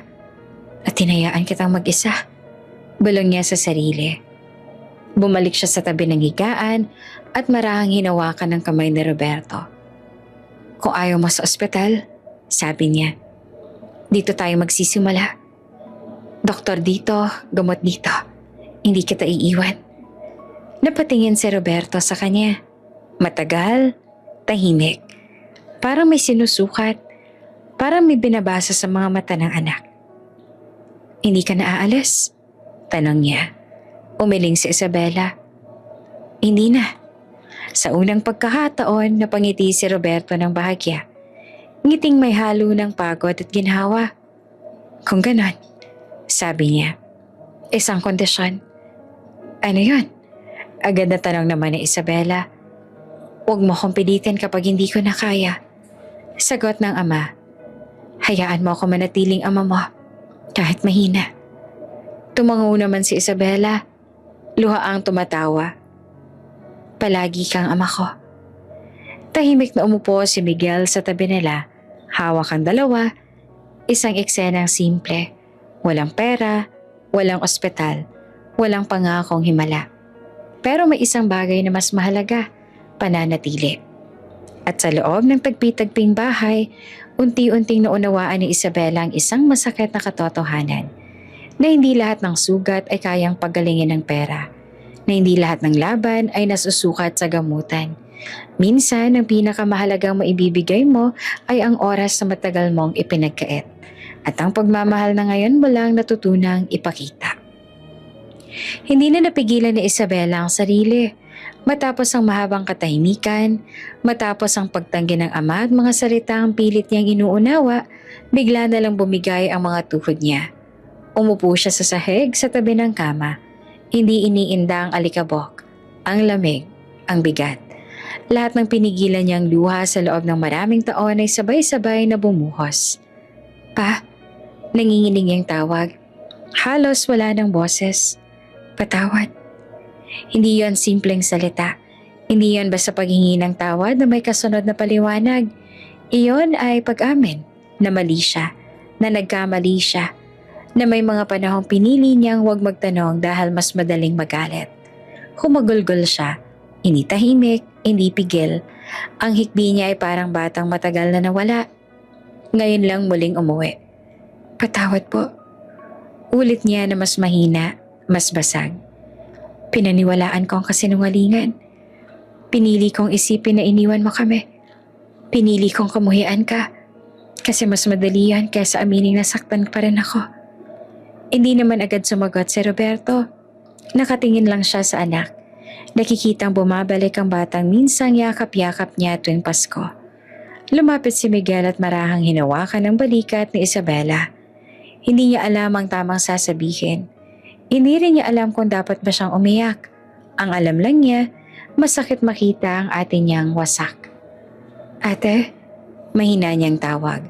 Napalingon si Isabela sa kapatid, sa kanya ito hinila palapit at niyakap ng mahigpit. Parang natatakot siyang bitawan. Parang takot na kapag binitawan niya, mawawala ulit. Pasensya ka na ha? Balong niya kay Miguel. Iniwan kita. Hindi ko alam na ganito pala. Umiling naman si Miguel. Hindi niyo po ako iniwan. Sabi niya, hindi lang po kayo nandun. Mas lalo pang sumakit ang dibdib ni Isabela sa sagot na yon. Ganon kasimple para sa bata, pero ganon yung kabigat para sa kanya. Hindi na mauulit. Pangako, hindi ko na kayo iiwan kahit ano pang mangyari. Tumango naman si Miguel. Bumaling si Isabela sa ama. Pa, kung may babawiin man ako sa buhay ko, iyan ay ang panahong pinili ko manahimik. Ang panahong hindi kita hinanap. Ngumiti naman si Roberto. Kahit narito ka na anak, sapat na yon. Umiling naman si Isabela. Hindi yan sapat para sa akin pa. Gusto kong bumawi. Gusto kong iparamdam sa'yo na may anak ka, na hindi ka nagkamali sa lahat ng paghihirap mo. Huminga naman ng malalim ang ama. Hindi ko naman hinihingi ang pagbawi, anak. Inihintay ko lang pagkakataong makita kang buo. Mas lalo pang napaluha si Isabela. Pero ako may utang. Tumahimik ang bahay sandali. Ang tanging maririnig lang ay ang huni ng electric fan at ang mga tunog ng karaniwang buhay sa labas. Mga yabag, mga tawanan, mga kantang pamasko. Tumayo si Isabela at inayos ang sarili. Pinunasan niya ang muka, huminga ng malalim, at tumingin sa dalawa. Simula ngayon, mariin niyang sabi, parang gumagawa ng kasunduan. Di na ako aalis, dito na ako araw-araw, sa bawat hinga, sa bawat umaga, sa bawat gabi. Isa, mahinang sabi ni Roberto, huwag kang mangako na hindi mo kayang tuparin. Ito po ang unang pangakong sigurado ako. Sagot niya na diretsong tingin sa mata ng ama. Kahit po mahirap? Lumapit naman si Miguel at nagtanong, kahit mahirap? Sagot ni Isabela, kahit masakit, kahit huli na. Napayuko si Miguel pero ngumiti siya ng bahagya. Isang ngiting hindi pa buo pero totoo. Umupo silang tatlo, magkalapit. Walang magarbong salita, walang plano, walang kasiguraduhan sa mangyayaring bukas. Ngunit may isang bagay na malinaw. Ang galit na matagal na naghahari sa puso ni Isabela ay unti-unti nang natutunaw. Napapalitan ng pagsisising hindi niya na kayang itago. At sa gitna ng pagsisising yon, may isang desisyong buo na kahit huli na. Pipiliin niyang maging anak muli. Nagsimula ang lahat sa isang ubo. Isang malakas, sunod-sunod na ubo na hindi na natapos. Nakaupo si Isabela sa tabi ng ama nang bigla nitong hawakan ng dibdib. Nanginginig ang buong katawan. Sa isang iglap, namutla ang mukha ni Roberto at bumigat ang paghinga. Pa? Gulat na tawag ni Isabela. Patingnan mo ako. Hindi na nakasagot ang ama. Umubo siyang muli. Mas malakas, mas masakit. Hanggang sa may bahid na ng dugo ang panyo. Pa! Sigaw ni Miguel at nanginginig. Ate! Hindi na nag-isip si Isabela. Kinuha niya ang cellphone at tumawag na sa pinakamalapit na emergency number. Sabay buhat sa ama. Huminga ka lang pa. Paulit-ulit niyang sabi. Kahit siya mismo ay nanginginig na. Andito lang ako. Huwag kang bibitaw. Sa loob ng ambulansya, hawak niya ang kamay ng ama habang umaandar ang sasakyan. May mga ilaw na kumikislap. May mga sirenang umuugong. Pero parang malayo ang lahat kay Isabela. Ang tanging malinaw lang sa kanya ay ang unti-unting paghina ng kamay na hawak niya. Pagdating sa ospital, mabilis na sinalubong si Roberto ng mga doktor at nurse. Isinugod siya sa emergency room. Agad na isinara ang pinto.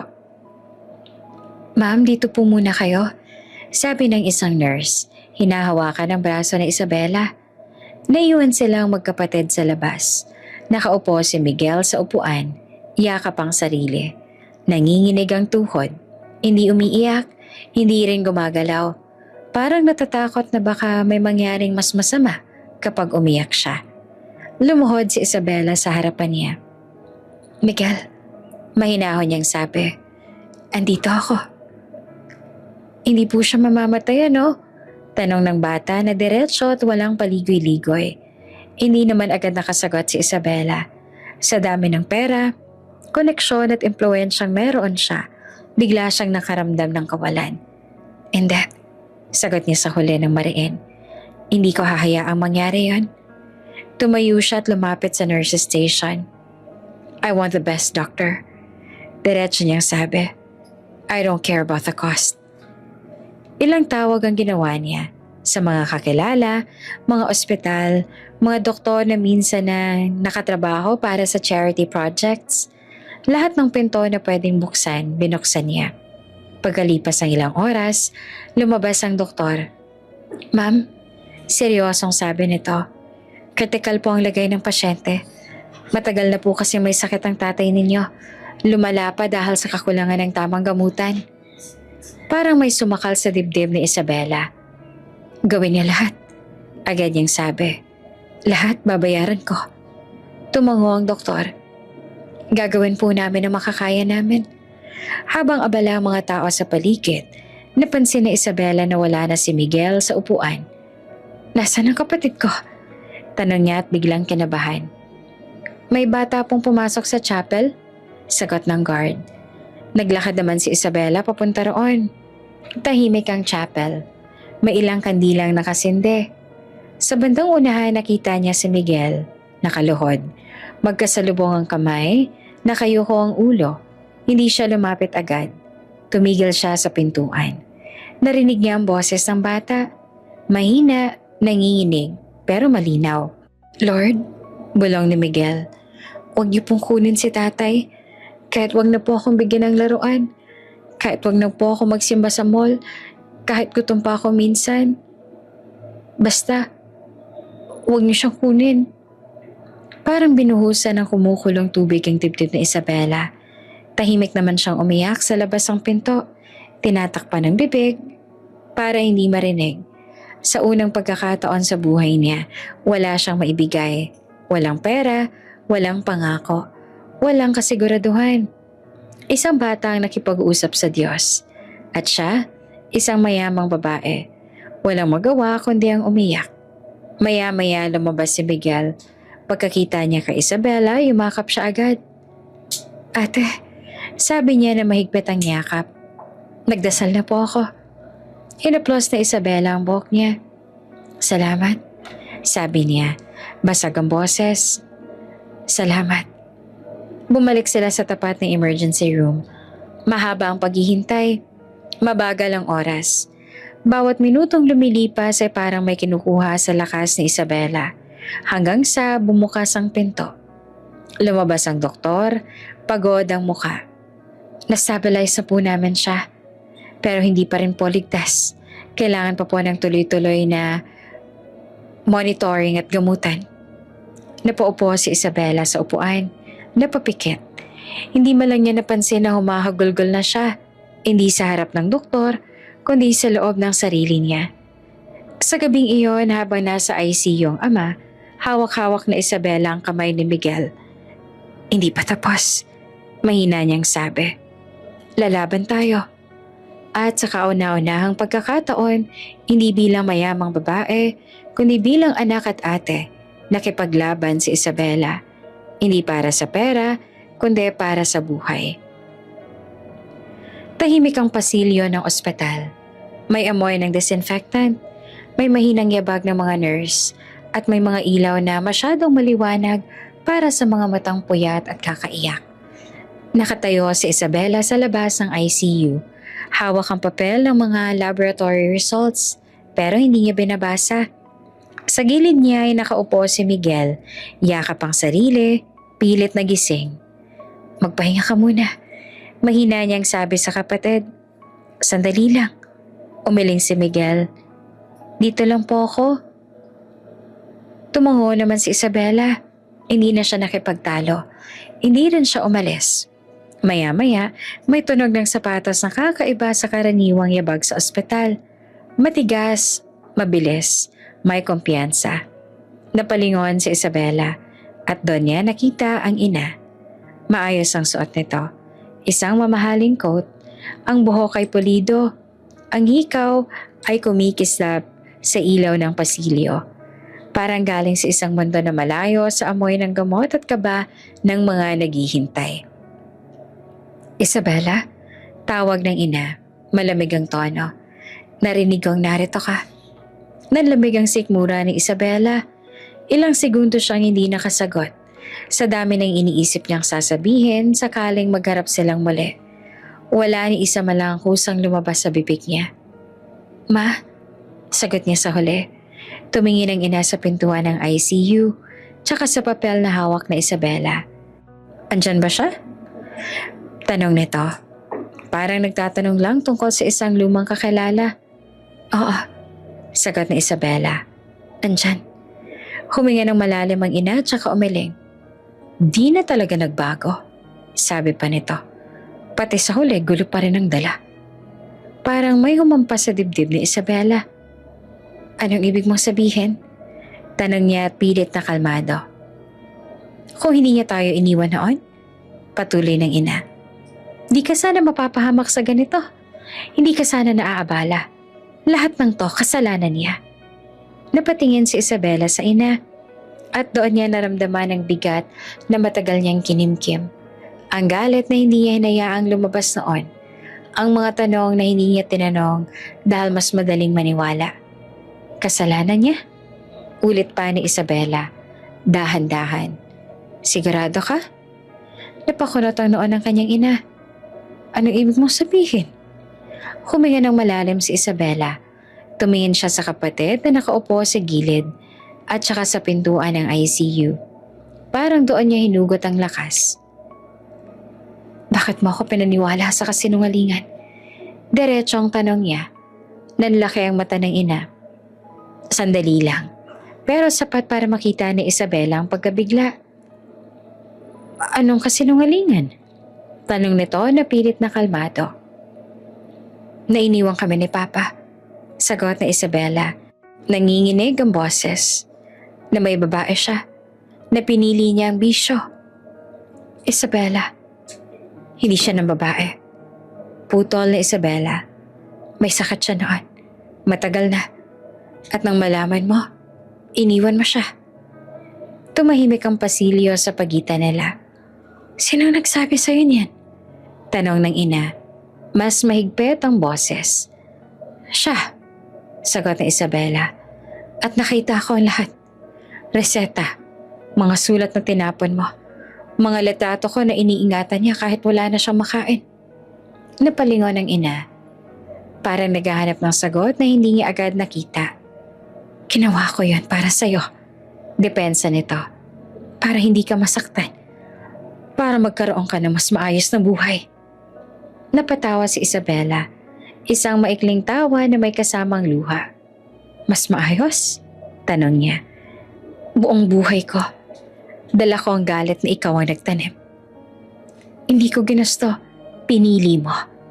Mariing sabi ni Isabela. Pinili mong umalis. Pinili mong manahimik. Pinili mong sirain ang imahe ng tatay ko sa isip ko. Lumapit ang ina. Ibinaba ang boses. Kung hindi ako umalis, pareho tayong lulubog.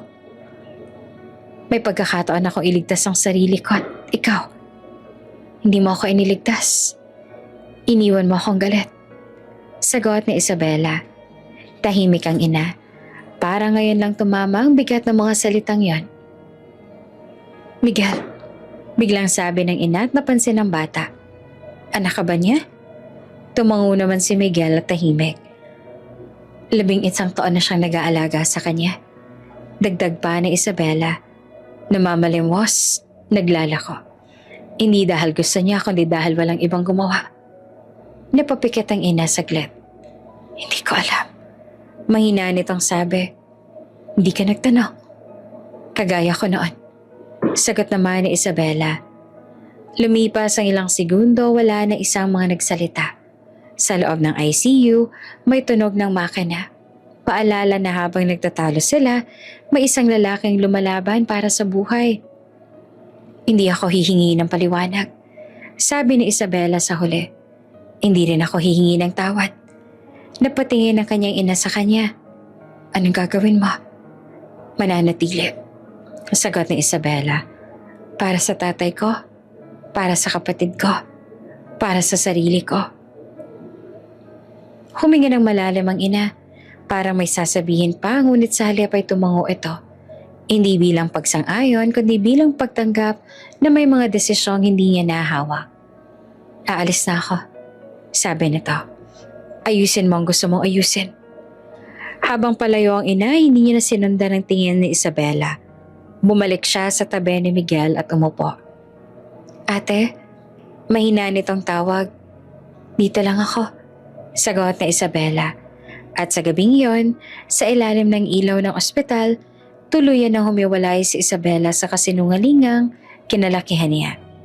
Hindi sa pamamagitan ng galit, kundi sa pagpiling manatili at manindigan sa katotohanan. Lumipas ang mga araw sa ospital na parang iisang mahabang gabi. May mga sandaling tila gagaling ang ama, bahagyang lumalakas ang boses, nakangiti pa, nakakapagkwentuhan ng maikling alaala. Ngunit may mga sandaling bigla na lang siyang mapapagod, hihinto sa gitna ng salita, at mapapapikit na para bang kailangan niyang mag-ipon ng lakas para sa susunod na hinga. Sa huli, malinaw ang desisyon ng mga doktor. Ma'am, maingat na sabi ng doktor kay Isabela. Hindi na po siya gagaling. Ang pinakamabuti po ngayon ay maging komportable siya. Hindi umiyak si Isabela sa sandaling yon. Tumango lang siya. Parang matagal niya nang inaasahan ang sagot na yon, kahit ayaw niya. Pwede po ba siyang iuwi? Tanong niya. Tumango ang doktor. Pwede po. Mas magiging payapa po siya kung saan siya komportable. At kaya sa mismong bisperas ng Pasko inihatid nila pa uwi si Roberto. Hindi sa mansyon, hindi sa kondo, kundi sa maliit na bahay. Ang bahay na tagpi-tagpi ngunit puno ng alaala. Doon niya gustong tapusin ang araw niya. Doon niya gustong salubungin ang Pasko. Maingat na inayos ni Isabela ang loob ng bahay. Hindi niya binago ang anyo nito. Hindi niya inayos para magmukhang mayaman. Sa halip, nilinis niya lang. Nagdagdag ng kaunting ilaw, isang maliit na parol sa bintana, isang simpleng Christmas tree sa sulok, gawa ng karton at ilaw na hiniram lang sa kapitbahay. Tahimik ang gabi. Nakahiga si Roberta sa kama, may kumot, may mga gabot sa tabi. Si Miguel ay nakaupo sa gilid, hawak ang kamay ng ama. Si Isabela naman ay nakaupo sa kabilang panig, tahimik na nagmamasid. Parang ayaw palampasin ng kahit anong sandali. Pasko na pala. Mahina ang boses ni Roberto at bahagyang humingiti. Opo, sagot naman ni Miguel. May parol po tayo. Napalingon ang ama at nakita ang munting ilaw sa bintana. Ang ganda. Parang dati. Napalunok naman si Isabela. Gusto niyo po ba magpahinga? Umiling ang ama. Gusto ko makinig. Kaninong kwento? Tanong ni Isabela. Kwento na ngayon, sagot ni Roberto, na magkasama tayo. Tahimik silang tatlo sandali. Walang radyo, walang TV, tanging huni ng kuliglig sa labas at ang mahinang ihip ng hangin ang maririnig. Maya-maya napansin ni Isabela ang isang lumang kahon sa ilalim ng kama. Kahong matagal niya nang nakita pero hindi pa binubuksan. Lumapit siya roon at marahang hinila palabas. Pa? Tanong niya. Ano to? Napatingin naman si Roberto. Sa'yo yan. Binuksan ni Isabela ang kahon. Sa loob ay may ilang lumang gamit. Resibo, letrato, at isang sobre na kupas na ang kulay. Nakalagay ang pangalan niya. Sulat kamay ng ama. Hindi ko yan pinadala. Ayoko maging pabigat. Mahinang sabi ni Roberto. Nanginig ang kamay ni Isabela habang binubuksan ang sobre, basag-basag ang papel at parang ilang ulit ang binuksan at sinara. Binasa niya ang sulat. Isabela, kung mababasa mo man ito, sana ay masaya ka. Pasensya na kung hindi ako nakasama sa paglaki mo. Hindi dahil ayoko, kundi dahil natakot ako maging pabigat sa'yo. Kung galit ka sa akin, tatanggapin ko. Basta alam mong mahal na mahal kita. Sa bawat Pasko, ikaw ang dasal ko. Hindi niya na natapos basahin. Humagulgol na siya. Hindi pigil, hindi tahimik. Lumapit siya sa kama at niyakap ang ama. Mahigpit. Parang ayaw niya nang bumitaw. Mahal din kita. Umiiyak niyang sabi. Matagal na. Kahit hindi ko alam. Hinaplos naman ni Roberto ang buhok niya na mahina ang kamay. Alam ko, sabi niya. Ramdam ko. Lumapit si Miguel at niyakap din ang dalawa. Tahimik siyang umiiyak, pero may ngiti sa labi. Ngiting may halong takot at saya. Pa, Sabi ng bata. Kumpleto po tayo ngayon. Tumango si Roberto. Walang handa, walang regalo. Ngunit sa gabing yon, may yakap na matagal nang hinintay. May mga salitang matagal nang hindi nasabi. Isang tahimik na Pasko, hindi masaya sa karaniwang kahulugan, ngunit puno ng pagmamahal at ng paalam na may kapayapaan. Madaling araw na tahimik ang paligid. Masyadong tahimik. Parang binipigilan ng sarili na gumawa ng ingay. Ang maliit na bahay ay naliligo sa mahinang liwanag ng parol sa bintana.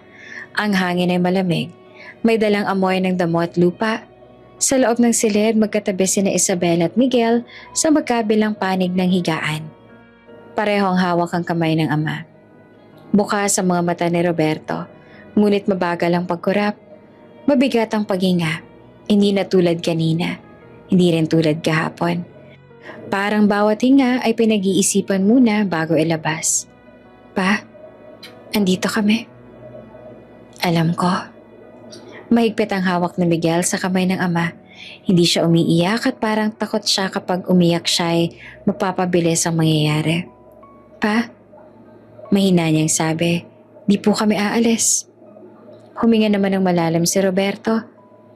Hindi na kayo kailangan manatili. Andito na kayo. Tahimik sandali, walang gustong magsalita. Maya-maya pa, bahagyang gumalaw si Roberto. Tumingin siya kay Isabela, matagal, masinsin, parang inuukit sa alaala ang mukha ng anak. Isa, patawad. Nanlaki ang mga mata ni Isabela. Pa, huwag. Patawad. Ulit pa ng ama na mas paos. Kung nasaktan kita, kung nagkulang man ako. Parang may pumutok sa loob ni Isabela. Wala kang kasalanan pa. Hindi ikaw ang umalis. Ngunit ama pa rin ako. At ang ama humihingi ng tawad kapag may masakit na naipamana. Tumulong luha ni Isabela. Tahimik lang. Bumaling ang ama kay Miguel. Anak. Mahinang tawag niya. Opo pa. Sagot naman ng bata agad. Mag-aral ka ha. Maging mabuti at makinig ka sa ate mo. Nanginig naman na tumango si Miguel. Opo. Huwag ka matakot. May ate ka. Pinisil niya ang kamay ni Isabela. Parang binibigay ang isang responsibilidad na matagal niyang hinawakan mag-isa. Pangako. Bulong ni Isabela. Hindi ko siya pababayaan. Tumango si Roberto. Parang sapat na yon. Saglit siyang napapikit, tapos muling dumilat. Masaya ako. Sabi niya na halos pabulong. Dahil nakita ko kayong magkasama. Sa sandaling iyon parang huminto ang oras. Ang paghinga ni Roberto ay naging mas mabagal, mas mahina, mas mahaba ang pagitan. Inigpitan ni Isabela ang hawak sa kamay ng ama. Parang kayang pigilan ang pag-alis sa pamamagitan ng kapit. Pa, bulong niya. Mahal kita. Ngumiti naman si Roberto. Ang huling ngiting payapa. Walang takot, pumikit siya habang hawak pa rin ang kamay ng dalawang anak. At sa susunod na hinga, hindi na siya huminga muli. Tahimik ang sandali. Hindi agad umiyak si Isabela. Hindi rin si Miguel. Parang pareho silang naghihintay ng himala. Isang galaw, isang kurap, isang buntong hininga. Pa, mahinang tawag ni Miguel. Walang sagot. Yumuko siya, niyakap ang ama. Bumigay na si Isabela. Niyakap niyang ama na parang bata ulit. Parang kayang ibalik ang oras sa pamamagitan ng yakap. Pa, humagbulgol na siya. Huwag muna. Si Miguel ay dahan-dahan namang umiyak. Hindi malakas, hindi dramatiko. Tahimik tulad ng buong buhay niya. Makalipas ang ilang oras, dumating ang mga tao.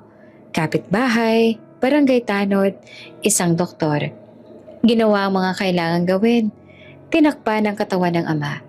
Tinahimik ang paligid. Habang inaayos ang higaan, napansin ni Isabela ang isang maliit na umbok sa ilalim ng unan. Dahan-dahan ay kinuha niya iyon. Isang maliit na sobre. May pangalan ni Miguel sa harap. Sulat kamay iyon ng kanyang ama. Nanginginig ang kamay ni Isabela habang binubuksan nito sa loob. May isang perasong papel, pera, maingat na nakatupi at may isang maikling sulat. Miguel, para sa uniform mo pagpasok mo sa school. Huwag mong isipin na wala ka ng tatay. Narito lang ako sa bawat hakbang mo. Napaupo si Isabela sa sahig, hawak ang sobre. Parang muling nasugatan ang sugat na kakasara pa lang. Pa, hanggang huli. Lumapit si Miguel at tiningnan ang sobre. Para po sa akin? Tanong niya at naguguluhan. Oo, sabi niya mahal na mahal ka ni Papa. Tumango si Isabela at niyakap ang kapatid. Sa labas, unti-unting sumisikat ang araw. Wala na ang ama sa loob ng bahay, ngunit may iniwang pagmamahal na hindi kailanman mawala. At si Isabela, bagamat wasak, gising na sa katotohanan na ang pagmamahal ng ama ay hindi nasusukat sa tagal ng pananatili, kundi sa lalim ng sakripisyong iniwan niya. Tahimik ang sementeryo matapos ang libing. Unti-unti nagsialis sa mga tao, mga kapitbahay na tumulong, ilang kakilala sa barangay. Mga taong hindi malang kilala ng lubos ang ama ni Isabela, ngunit nakikiisa sa huling pamamaalam. Naiwan si Isabela at Miguel sa harap ng puntod. Magkatabi, parehong tahimik. May sariwang bulaklak sa ibabaw ng lupa. Simple, walang ingrandeng lapida. Pangalan lang ni Roberto at isang petsa. Pa.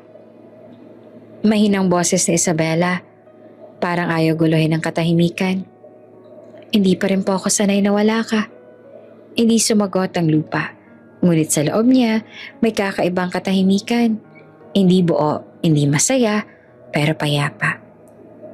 Hinawakan niyang balikat ni Miguel. Tara na, uwi na tayo. Tumango naman ang bata. Hindi sila bumalik sa tagpi-tagping bahay. Sa halip, sinama ni Isabela si Miguel sa bahay na tinitira niya sa lungsod. Isang simpleng lugar na pinili niyang ayusin. Hindi para magmukhang mayaman, kundi para maging tahanan. Tinanggal niya ang mga dekorasyong dati wala namang kahulugan. Pinalitan ng mga bagay na may saysay. Larawan, libro, simpleng mesa kung saan pwedeng magsalo. Dito ka muna, sabi ni Isabela kay Miguel sa unang gabi. Hindi kita ipapadala kung saan-saan. Dito ka sa akin. Talaga po? Tanong ng bata. Halata namang nag-aalangan. Hindi po ba ako sagabal? Napahinto si Isabela. Lumuhod siya sa harap ng kapatid at tinawakan ang magkabilang balikat nito. Hindi ka pabigat at hindi ka magiging sagabal. Kapatid kita. Tumango si Miguel pero hindi pa rin ngumiti. Hindi pa sanay ang puso niya sa katiyakang iyon. Ngunit sa gabing iyon, unang beses siyang nakatulog ng mahimbing. Walang kaba na baka magising siyang mag-isa. Lumipas ang mga linggo, inasikaso ni Isabela ang mga papeles, eskwela ni Miguel, counseling, regular check-up. Pinag-aral niya ito. Sinigurong may maayos na damit, maayos na pagkain, ngunit higit sa lahat sinigurado niyang may oras siya. Oras na matagal niyang pinagkait sa ama at sa sarili niya. Isang araw, habang nasa kotse sila ay biglang nagtanong si Miguel. Ate, sabi niya, bakit po natin tinutulungan yung mga batang nasa kalsada? Napatingin si Isabela sa labas ng bintana. May nakita siyang batang may hawak na supot ng lata, katulad ni Miguel noon. Kasi, sagot niya, may mga batang katulad mo at may mga ama't inang katulad ni Papa. Doon nagsimula ang foundation. Hindi ito pinangalan sa kanya, hindi rin sa kumpanya niya.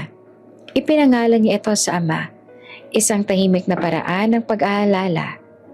Tumutulong sila sa mga batang namamalimos, sa mga pamilyang may sakit na magulang, sa mga taong natutong magtiis dahil ayaw maging pabigat. Hindi lahat ng sugat ay kayang paggalingin ng foundation, ngunit bawat tulong ay paalala na may nakakakita, may nakarinig, may nanatili. Unti-unting nagbago ang buhay ni Isabela. Hindi na siya tumigil sa trabaho, ngunit hindi na rin siya alipin ito. Natutunan niyang umuwi ng maaga. Natutunan niyang magluto, kahit simple. Natutunan niyang makinig. At tuwing Pasko, may isang ritual siyang hindi nilalaktawan. Bumabalik siya sa simbahan. Hindi na siya nakaupo sa likuran. Nagmamasid lang. Hindi na rin siya galit sa mga alaala. Nagsisindi siya ng kandila. Isa para sa ama, isa para sa sarili, at isa para sa mga batang patuloy na lumalaban. Isang Pasko, may lumalapit sa kanya sa labas ng simbahan. Isang bata, payat, marumi ang damit. Hawak ang supot ng lata. Dati, baka dumaan lang siya. Ngayon, lumuhod siya sa harap ng bata. "Gutom ka ba?" Tanong niya na banayad ang boses. Tumango ang bata. Ngumiti si Isabela. "Halika, kakain tayo." Sa di kalayuan, pinagmamasdan siya ni Miguel. Nakangiti na ngayon, totoo at buo. Lumapit ito at hinawakan ng kamay ng ate niya. "Ate," sabi niya, "parang kayo po noon." Tumango si Isabela. May luha sa mata pero may ngiti sa labi. "Oo," sagot niya. "At sana, mas maaga ko natutunan." Sa gabing iyon, habang naglalakad silang magkapatid pauwi, tahimik ang paligid. May mga ilaw ng Pasko. May mga kantang maririnig sa malayo. Hindi na masakit ang alaala. May lungkot pa rin, oo, ngunit hindi na ito galit. Hindi na ito pagsisisi lang. Ito ay pagmamahal na natutong manatili, kahit huli na. At sa bawat akbang ni Isabela pasulong, dala niya ang aral na hindi niya makakalimutan kailanman. Na ang tunay na yaman ay hindi nasusukat sa perang hawak, kundi sa pananatiling pinili sa kahit huling sandali, sa kahit ikalawang pagkakataon, kahit huli na. Kung bago ka pa lang sa channel neto, ibang kwento ni Ate Jane, istorya mo, ikwento ko. Huwag kalimutang pindutin ang notification bell at subscribe button.